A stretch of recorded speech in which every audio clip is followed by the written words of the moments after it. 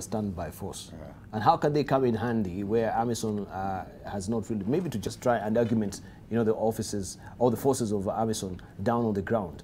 What is the role of the East African standby force? I think we are still going back then to talk of Kenya and so Ethiopia, because East African standby strategy is all the same countries. Okay. Yeah, and in fact the forces which are there are part of East African standby strategy. How is and what he's saying is that let's get others, maybe ECOMOG or Southern Africa, not Eastern Africa. Not Eastern Africa. Yeah. On the exit strategy, first of all, it'll be foolhardy to exit. In fact, they should have a surge in Somalia. By wherever troops they will find, whether it's from West Africa, Sierra Leone, Nigeria, and we should have a surge in Somalia. You know what is happening in the last 2 days?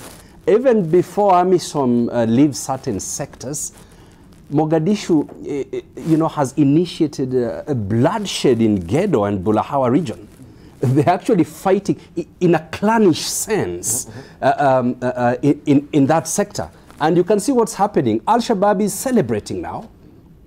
What is happening in southwest sector, the Ahlul Sunnah wal Jama'ah, the SNA, the Somali National Army, are cannibalizing each other. Meanwhile, Al-Shabaab is waiting on the sidelines. Don't be surprised if this is the behavior of Mogadishu. And if AMISOM is going to exit today, Dibao, Al-Shabaab will be back in Mogadishu. They will be controlling things there.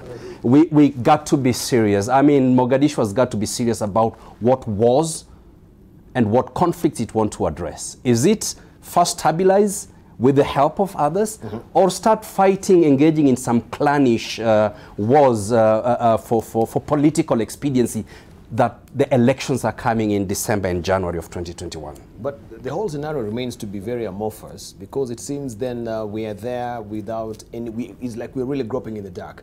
Are we aware of what sort of mileage we've made so far? What are the metrics are we using to try and analyze? And I think also African Union can help us this, to tell us this is the medium term. We've achieved such and such from the checklist.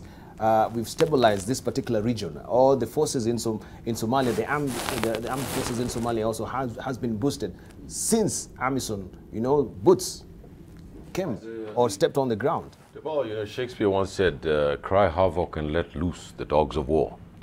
President in Somalia is on a re-election mode. He wants to come back into power, and he is, through battle and through politics, trying to engage certain constituencies in the country. It's really pathetic for him to actually say that there's going to be a one-man, one-vote in Somalia. I mean, even us Kenyans over here could see that there's not going to be one man, one vote over there. So I think that the brouhaha, the political brouhaha there, is just about politics or trying to get an extension of his term. I think President Farmajo has failed in every sector that you could bring up. You know, if you had cards here, we'd all give him one, not even two.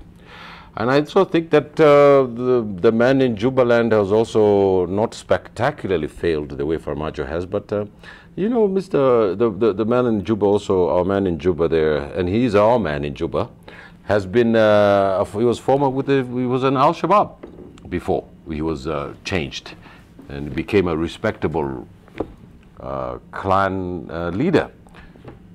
I think the deal was made over here in Garissa at night.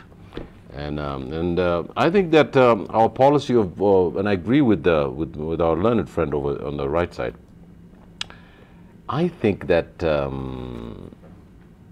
this policy of the policy in Somalia is not really complicated.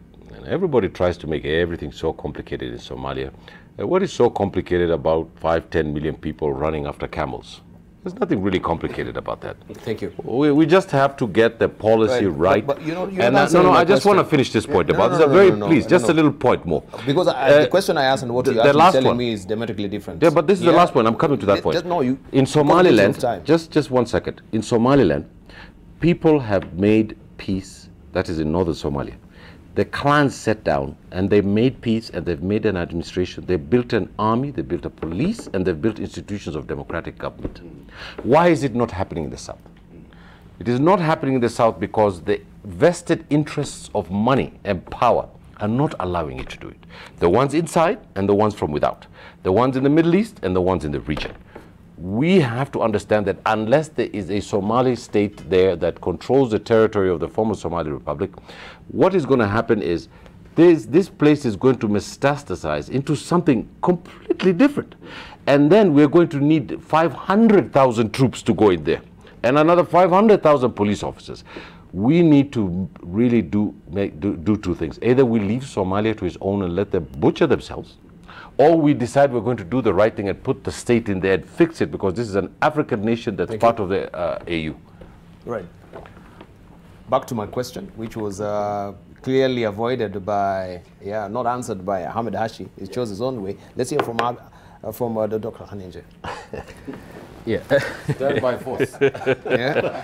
No, with regard to metrics and, I can't answer everything. But have you ever realized Ahmed Hashi always has his own answers? If I ask this question, he's going on a different tangent altogether. Yeah. You have to listen first. Okay, let's continue with Khanenje. Dibal, spokesperson, I think he's been one, are trained not to answer all questions asked by journalists.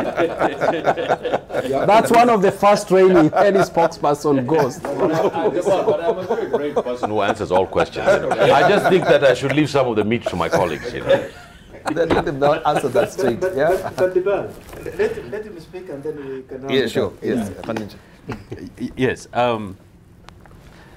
If it were possible that we could wall ourselves off and completely forget about, let's say, our neighbors, then we can say, you know what, let's just pull out and that's it. But these two countries, they are joined at the hip. It's virtually impossible for us to actually ignore what goes on in Somalia. Now, what will constitute metrics? Number one, it's always very easy to get into conflict. It's never easy to get out of it, especially in a situation of intractable conflict with increasing regional and international interests. The time when we went into Somalia, initially as KDF, then of course we rehat it was a very different environment than actually what it is today. Now, granted, Kismayo was able to be liberated from Al-Shabaab. That's an achievement.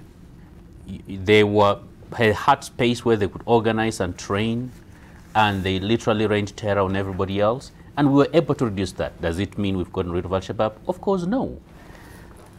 Number two, there are certain progress already going on because of the presence of African Union forces that has actually allowed even that government to be in Mogadishu itself. Remember, previously they used to operate from outside. Anyone who remembers, it was a time the government was in Baidoa and most of them were living in Nairobi. But right now they can actually live in Mogadishu, even though it's hard enough to control it. And so there are certain achievements. However, where the country is right now, frankly speaking, we can't say once they get A, B, C, and D, then we leave, because they still need to build infrastructure. I believe they will have to redo that constitution somehow to be able to speak to the tension that exists between states and then the central government, and how they can accommodate, ethnicities in a way that can actually be acceptable. Right now they have a 4.5 model, but it's working to some certain extent, but then it's not addressing some ongoing issues. The question of Somaliland hasn't been resolved yet. Are they going to remain like that? Will they ever decide to become part of the federal government?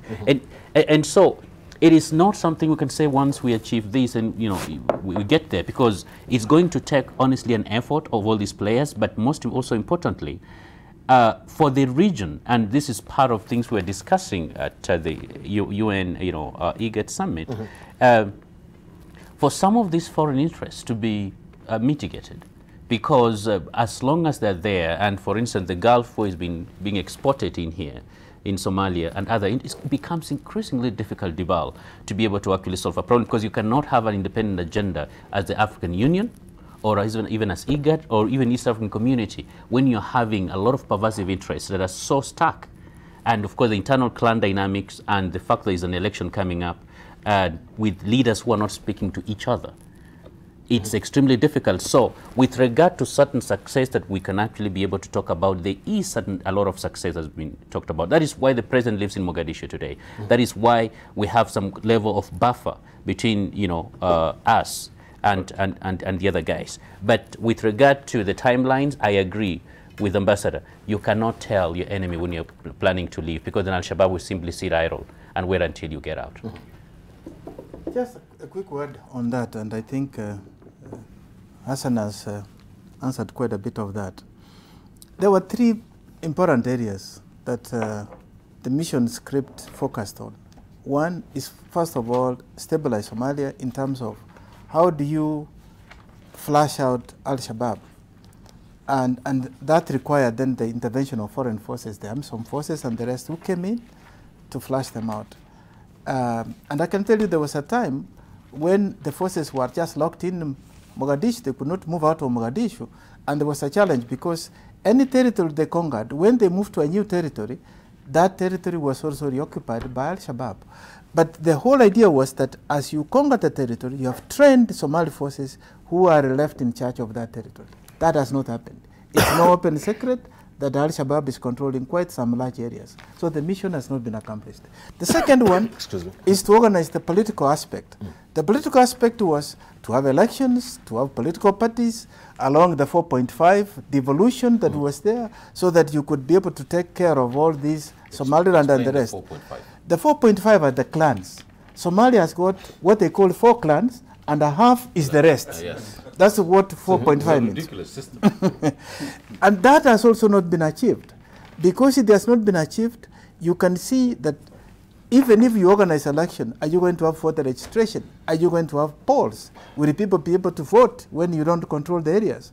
It will be an election. But the last time I was in Somalia, I moved from Mogadishu, the green zone, to State House using an armed vehicle. I was in a tanker to move to State House. And so, how are you going to vote? It's not easy. The president said there's going to be a one man, one vote. Yeah, it's not possible. And then there is the economic aspect. The economic aspect is then to bring in the development. This is where international community has failed. In fact, what you see in the situation in, whether it is in South Sudan or elsewhere, when people see guns silent, they assume everything has been achieved, pack away and leave. Yet, the fundamental issue has not been dealt with. Why is Al-Shabaab strong? Because they control certain areas. They get taxation, they control the economy. If you are not assisting the country to rein in and bring in resources to that development, Al-Shabaab will continue to be strong. So that's why you cannot just give time-bound exit. I think let's leave it at that.